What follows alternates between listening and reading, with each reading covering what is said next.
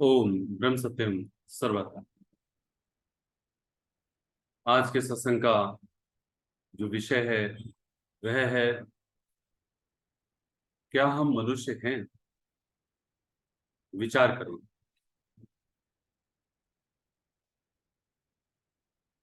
ये विषय ग्रंथ श्री समता प्रकाश से शब्द संख्या 43 से लिया गया, जिसमें महाराज जी हम सभी को एक लाइन के माध्यम से कह रहे हैं, कहाँ से आया कहाँ नर जाए, कौन तेरो मुकाम, मंगत सार विचारना, मानुष जन्म का काम।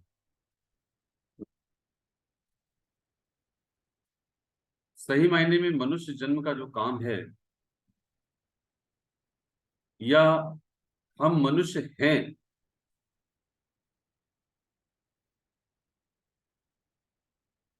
उसमें हमें ये विचार करना ज्यादा जरूरी है कि मैं कहां से आया, कहां मुझे जाना है और क्या मेरा ठिकाना है। लेकिन ये काम है, हम मनुष्य हैं, इसके लिए महाराज जी ने एक लाइन हमें दी, मानुष ताको आकिए जाका शुद्ध विचार, पाप पुण्य पहचान के संभल संभल पग धार। तो ये जो सबसे पहली लाइन जो काम की है, उससे पहले हम ये सोचें कि क्या मैं मनुष्य हूं।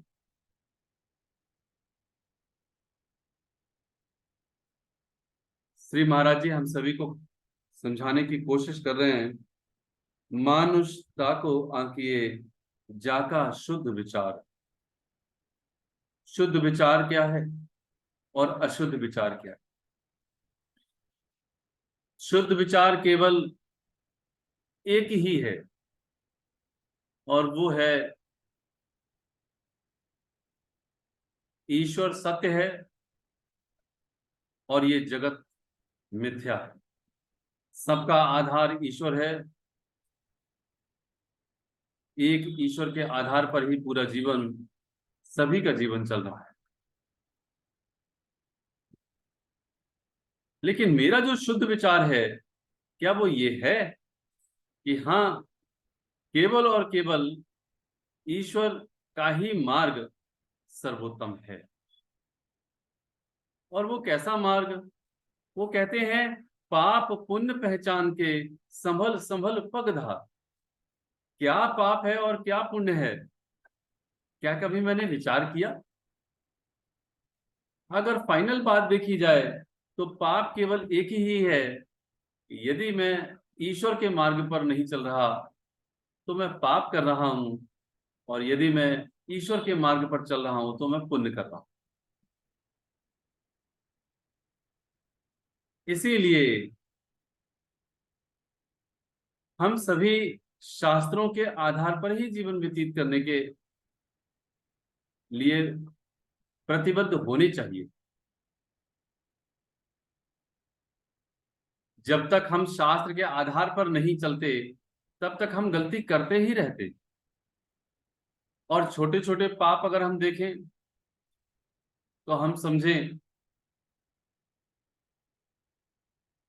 कि क्या मुझे गुस्सा आता है, क्या हम किसी दूसरे के दिल को दुखाते हैं,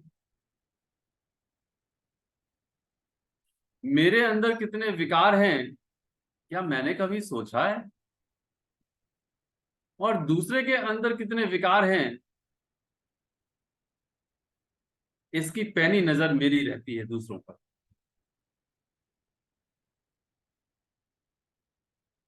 और मैं दूसरों के ही दोषों को देख देख करके उसमें विचार और मंथन करता रहता हूं, जबकि उल्टा काम करना चाहिए, दूसरों के गुणों को देखना चाहिए और अपने दोषों को देखना चाहिए। तो कहते हैं, पाप पुण्य पहचान के संभल संभल पग था। एक एक कदम मैंने एक एक कदम को पाप और पुण्य पहचान करके ही रखना है आगे।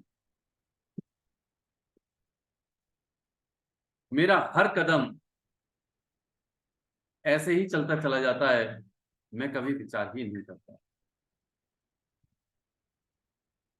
मेरा विचार इस संसार को बनाने में है, और मेरा विचार संसार के आधार पर मुझे ज्यादा से ज्यादा सुख मिल जाए, जो कि धन के आधार पर सुख मिलता है। इसीलिए मेरा विचार केवल धन कमाने में, मान कमाने में, या फिर जो मेरे भोग हैं, जहां मेरी कमी खड़ी हुई है भोगों में, जो मैं अपने प्रयत्नों से नहीं कर पा रहा हूं, तो मैं सोचता हूं कि मैं मंदिर जाऊं, मस्जिद जाऊं, गुरुद्वारे जाऊं, गुरु की शरण में जाऊं, तो मुझे वो भोग प्राप्त हो जाए।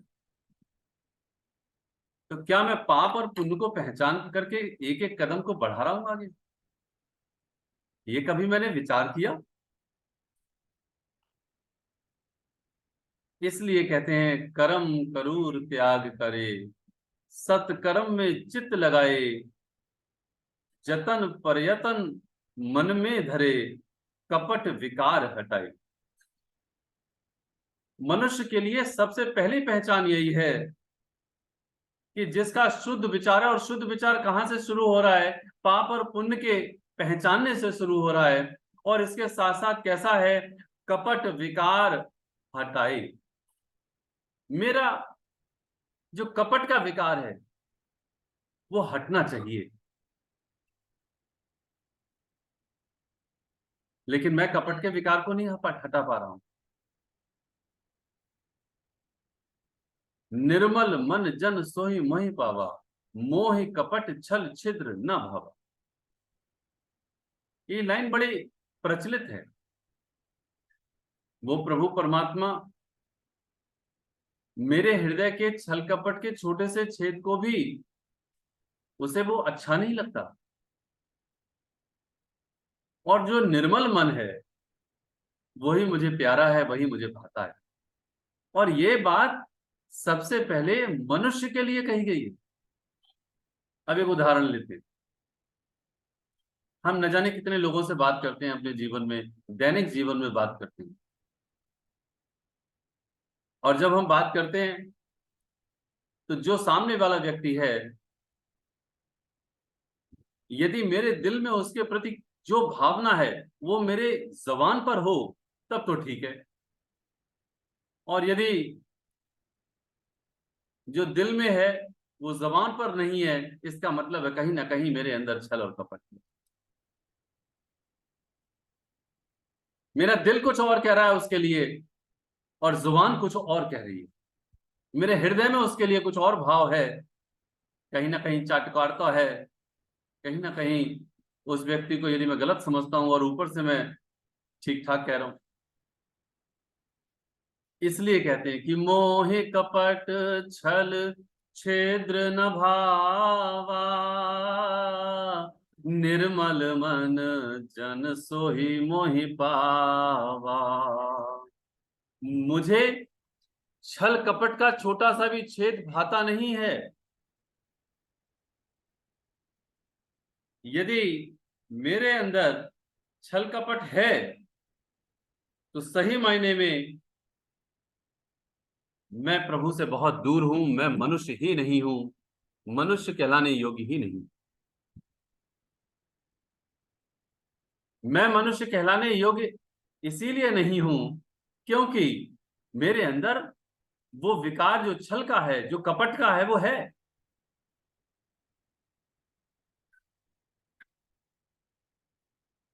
इसलिए कहते हैं गुरुदेव कि कर्म करूर त्याग करे। ये क्रूर कर्म है, साधारण कर्म नहीं है। सत्कर्म में चित्त लगाए। जो कर्म ईश्वर की ओर लेकर के जाता है, उस कर्म की ओर चित्त मेरा लगा हुआ होना चाहिए। जतन प्रयत्न मन में धरे, कपट विकार हटाए। कपट का विकार हट जाना चाहिए। आगे की लाइनों में तो गुरुदेव ने वो कह दिया है जहां पर हम कभी सोच ही नहीं पाते। एक एक शब्द को यदि हम विचार करें तो हम समझेंगे हम मनुष्य तो है ही नहीं। मान मद और मस्खरी, परधन पर की नार, इन पांचों को जो तजे, सो मानुष करो विचार। मानुष वो है जो इन पांचों को तजा हुआ है, जो छोड़ा हुआ है इन पांचों को। जो पांच कौन से हैं? मान, मद और मस्खरी। पहला मान है, दूसरा मद है, तीसरी मस्खरी है, परधन चौथा है, और पर की नार अर्थात पांच।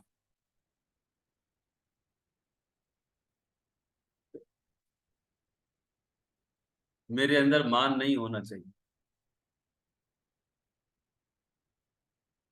मद और मस्खरी। मैं अपने गुमान में ही रहता हूं, और पता नहीं कितने गुमान है, पता नहीं कितने मैं अपने आप में ये सोचता हूं मैं बड़ा ज्ञानी हूं, मैं तपस्वी हूं, मुझसे ज्यादा होशियार और कोई नहीं।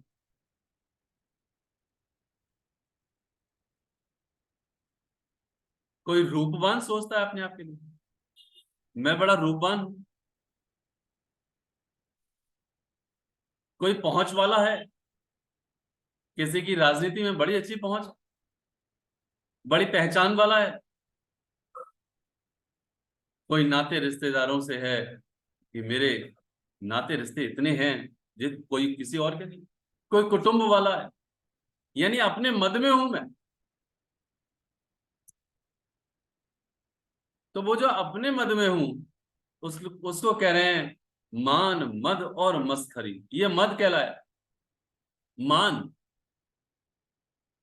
हर हाल में हर मनुष्य मान पाना चाहता है, और वो मान कैसे हो उसका यत्न प्रयत्न करता है, और वो किसी भी प्रकार से। और मस्खरी की तो बात ही मत पूछो, कहीं ना कहीं कुछ ना कुछ बातें हंसी मजाक की चलती ही रहती। परधन पर की नार, दूसरे का धन किसी भी प्रकार से मुझे मिल जाए, और दूसरे की नार। आज क्या वक्त आ गया है कि किसी रिश्ते पर भी जो विश्वास है वो अब नहीं हो पाता। हर रिश्ते बेमानी हो चुके हैं। आए दिन न्यूज़पेपर्स में, चैनल्स में ऐसी ऐसी खबरें आ रही हैं, ऐसी वाहियात और ऐसी वहशी खबरें आ रही हैं कि उसको ये होश ही नहीं है कि मैं कर क्या रहा हूं। वो जो जिसके साथ कर रहा है वो किसी दूसरे की बेटी है, किसी दूसरे की बहन है, और हो सकता है किसी दूसरे की बीवी भी। क्योंकि अविवाहिता के साथ भी हो रहा है और विवाहिता के साथ भी, किसी की मां भी है। जरा विचार करके देखें, इन पांच में यदि कोई एक भी विकार है मेरे अंदर, तो वाणी तो फरमान नहीं कर रही है कि तुम मनुष्य को। वो कह रहे हैं इन पांचों को जो तजे, सो मानुष करो विचार। इन पांचों को जो छोड़ चुका है, जो छोड़ रहा है, वो मनुष्य कहने के लिए कहलाने योग्य है, अन्यथा नहीं। मैं हर पल हर क्षण अपने गुमान में ही रहता हूं।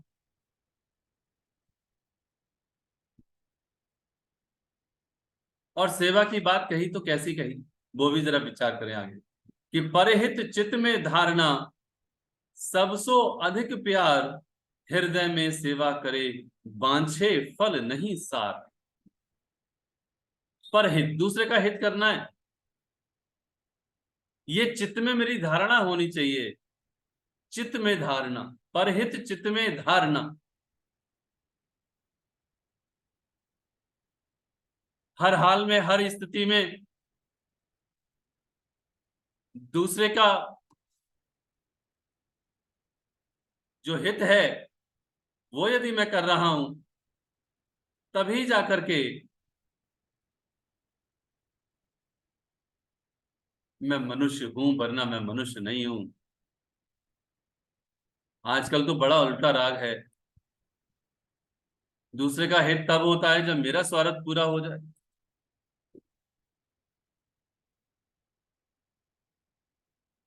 बगैर स्वार्थ के तो हम दूसरों से राम राम भी नहीं करते,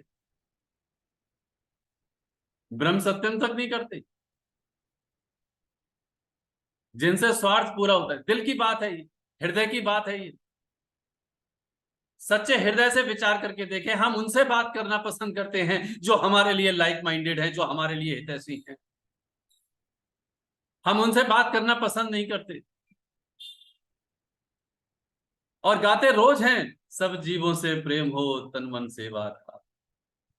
वहां सब जीवों से प्रेम करने की बात करते हैं, और यहां बात कर रहे हैं हृदय पर हित चित्त में धारणा, सबसों अधिक प्यार। यहां यह नहीं लिखा गया कुछ से अधिक प्यार, कुछ की बात नहीं आई, सबसे बात आई।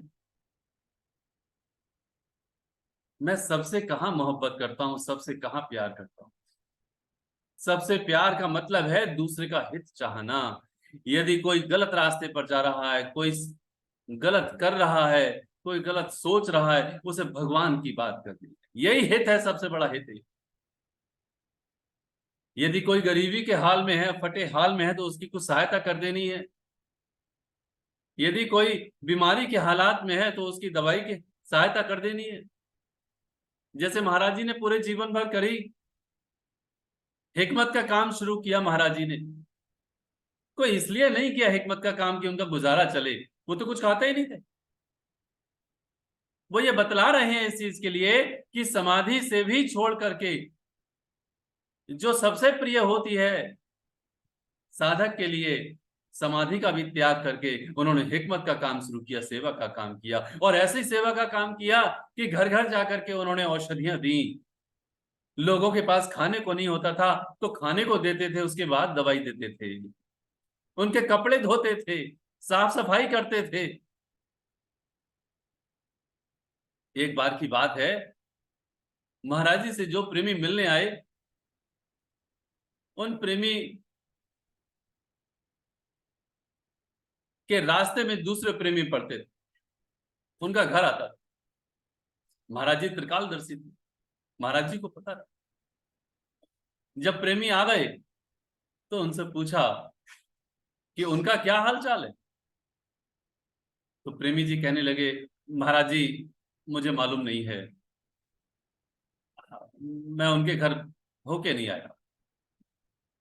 तो कहते हैं प्रेमियों के हालचाल लेते रहना चाहिए। जाओ, वो बीमार हैं, उनकी सेवा करो।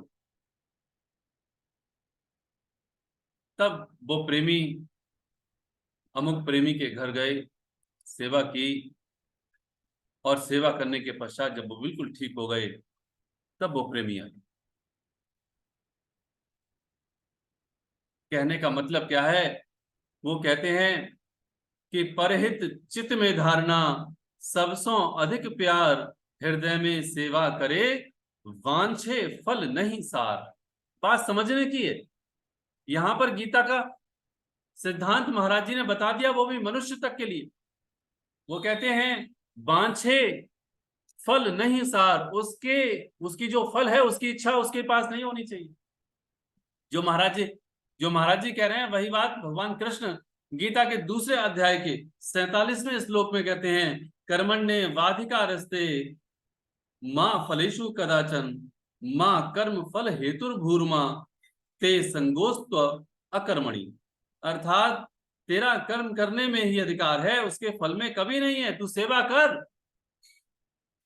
क्योंकि तेरा अधिकार, तेरी तेरा जो मानुष चोला है वो सेवा के वास्ते भी मिला है। ये मनुष्यत्व है।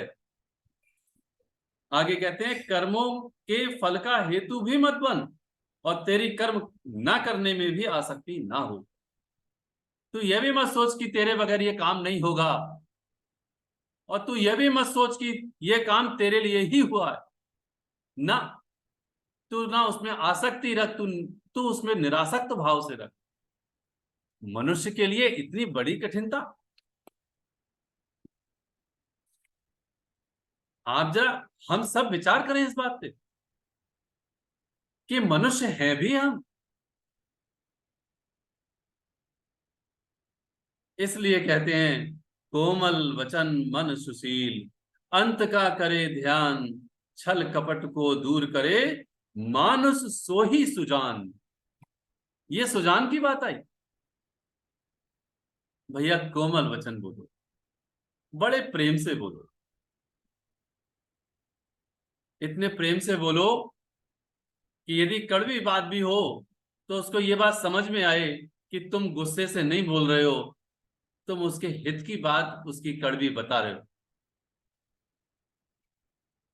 निंदा उसको कहते हैं जो सोने को पीतल कहे। निंदा वो नहीं है जो पीतल को सही मायने में ये कह करके, नहीं नहीं ये तो सोना ही।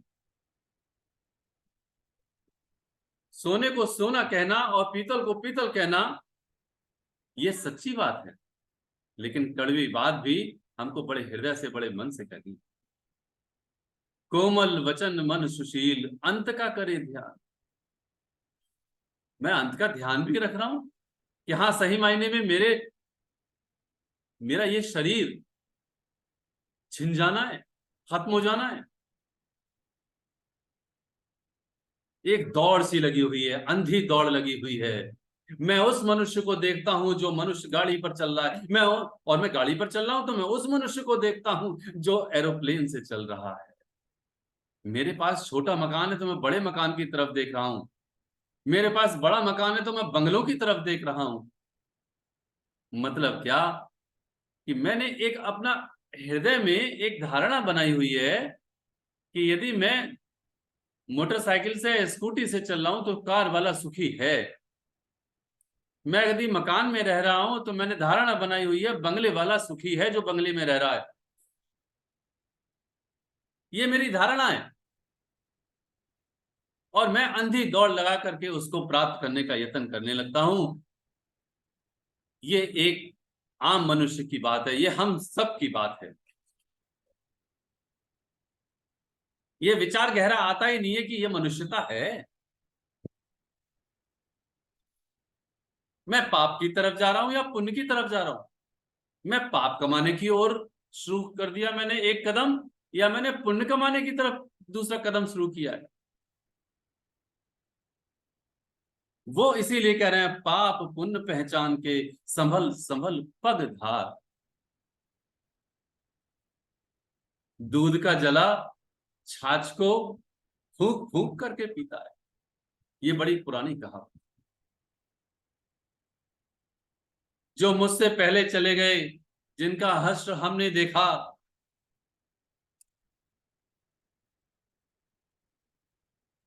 क्या वो सुखी और शांति आनंद पाकर के चले गए या वो रोते हुए गए। यदि वो रोते हुए गए तो मुझे उनके पद चिन्हों पर नहीं चलना। वो अशांत होकर के गए तो मुझे उनके पद चिन्हों पर नहीं चलना। वो बेचैन होकर के गए हैं तो उनके पद चिन्हों पर नहीं चलना, बल्कि मेरे गुरु के पद चिन्हों पर चलना है। जो गुरु ने, जो शास्त्रों ने मुझे मार्गदर्शन दिया है, जो गीता ने मार्गदर्शन दिया है, जो रामचरितमानस ने मार्गदर्शन दिया, जो रामायण ने मार्गदर्शन दिया। मैं ऐशो और आराम की जिंदगी पलंग पर बैठ करके चैन पाने की कोशिश करता हूं। जरा विचार करके तो देखें, जिन सारे ऐश्वर्य, जिन सारे भोग विलासों के लिए हम तरसते हैं, हम हम जिनको तरसते हैं, सिद्धार्थ ने उनका त्याग कर दिया था। जो गौतम बुद्ध, जिनका नाम बाद में पड़ा, सुंदर पत्नी, बेटा, उनके पिता राजा पूरी सल्तनत के, और वो स्वयं राजकुमार, उनसे बड़े ऐश्वर्य आराम क्या हम प्राप्त कर सकते हैं? और यदि कर भी ले तो इन्होंने क्यों त्याग दिया? हम ऐसे बावले होकर के उस पे कोशिश करते हैं वो हमें मिल जाए।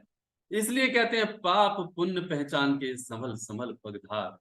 संभल संभल करके पग रखना है हमारे लिए। एक एक कदम हमारे लिए बहुत बेशकीमती है। इसलिए कहते हैं रंग तमाशे छाड़ तू, जीवन करो विचार, दुर्लभ समा को पाए के जीव का करो उद्धार। अब जो मानुष का चोला यदि है भी, तो वो जो सबसे पहली लाइन दास ने कही वो वहां से शुरू होती है कि कहां से आया कहां नर जाए कौन थे। ये काम करना है मनुष्य मनुष्य होकर के, लेकिन मैं मनुष्य में ही मनुष्यता में ही नहीं हूं। मैं क्या कर रहा हूं? रंग तमाशे, मैं उन तमाशों में लगा हूं। ज्यादा से ज्यादा ऐश्वर्य भोग प्राप्त करने की कोशिश करता हूं, लेकिन मुझे वो संपत्ति प्राप्त करने की कोशिश करनी चाहिए जो इस तन को छोड़ने के बाद भी मेरे लिए प्राप्त हो जाए। सही मायने में तो वही संपत्ति। सत संपत्ति के कारणे यतन करो दिन रात। संपत्ति पाने के लिए दिन रात यतन करने की बात वाणी में नहीं कही गई। सत संपत्ति के कारणे यतन करो दिन रात, मंगत वसेरा दो घड़ी उठ चलना प्रभात। मैं सुन भी लेता हूं सुना भी देता हूं, लेकिन मेरी धारा वही रहती है। हाय रे मैं अभागा, सुन भी लिया और सुना भी दिया, लेकिन मेरी चाल वही रही। वो कहावत है, पंचों दा फैसला सर मथे, पंचों दा फैसला सर मथे, पर नाला उथे दा उथे। हाय रे मेरी बदकिस्मती, मैंने न जाने कितने सत्संगों को सुना समझा, लेकिन मेरा यू टर्न कभी नहीं आया। मैं आज भी उसी में लगा हुआ हूं, इसी संसार में। ये संसार न किसी का था, न है, न कभी होगा। बना लो अपने सारे नाते रिश्ते संबंध कुटुंब परिवारों के, बना लो अपनी सारी संपत्तियों को, लेकिन न थी कभी, न है कभी, न कभी होगी। इसलिए कहते हैं मुझे क्या काम करना है वो भी सुने, और अंत में वही बात कि कहां से आया कहां नर जाए कौन तेरो मुकाम, मंगत सार विचारना मानुष जन्म का काम।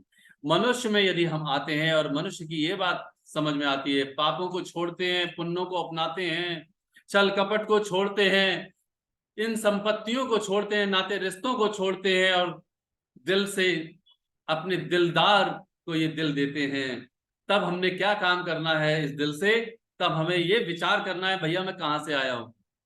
मैं मनोज नहीं हूं, मैं वो हूं जो मनोज के अंदर रहने वाली वो जीव आत्मा है, वो जीव सत्ता है। तो ये मानुष का काम है। कहां मुझे जाना है, क्या मेरा ठिकाना है, बार बार इसी बात को विचार करना है। पापों को छोड़ना है, छल कपट को छोड़ना है, त्यागना है, और परहित दूसरे का हित करना है। सुबह और शाम प्रभु परमात्मा का सिमरन करना है, तब जाकर के हम मनुष्य बन पाएंगे। क्योंकि बुद्धि हमारी खान पान में टिकी हुई, जिसमें ये लिखा है, जिस कहते हैं खाना पीना सोना और विषय विकार, चार खानी के जीव सब भर में बीच अंधकार। ना मेरा सोने का समय है, ना मेरा जागने का समय, ना खाना है, ना पीना है, सारे के सारे विषय विकारों में मैं लगा हुआ हूं। इसलिए कहते हैं चार खाने के बीच सब भर में जीव बीच अंधकार। मैं अंधेरे में जी रहा हूं, मानुष का चूल्हा पार करके भी मैं मनुष्य में नहीं, मनुष्यता में नहीं आ पाया। तो जरा विचार करके देखें कि मैं हूं कौन। इसीलिए रामचरितमानस में बात आती है कि ये चोला तो बड़ा भाग्य का है, बड़े भाग्य मानुष तन पावा, सुर दुर्लभ सद ग्रंथन गावा। लेकिन उत्तर क्या दिया कि साधन धाम मोक्ष कर द्वारा, पाए न जहीं परलोक सवारा। ये साधना का धाम है, मोक्ष का द्वार। ये काम करने आया था, ये काम है मनुष्य का। इसलिए ये गहराई से विचार करके देखें कि हम क्या मनुष्य हैं भी। यदि मनुष्य हैं तो संभल संभल करके अपने कदमों को रखें और गहराई से विचार करके अपने उस काम की ओर बढ़ें जिस काम के वास्ते हमारे लिए ये मनुष्य का चोला मिला है, और हम सभी इस ओर बढ़ें और बढ़ करके हम अपने मंजिल की ओर प्राप्त करें, मंजिल को। ओम ब्रह्म सत्यम सर्वम।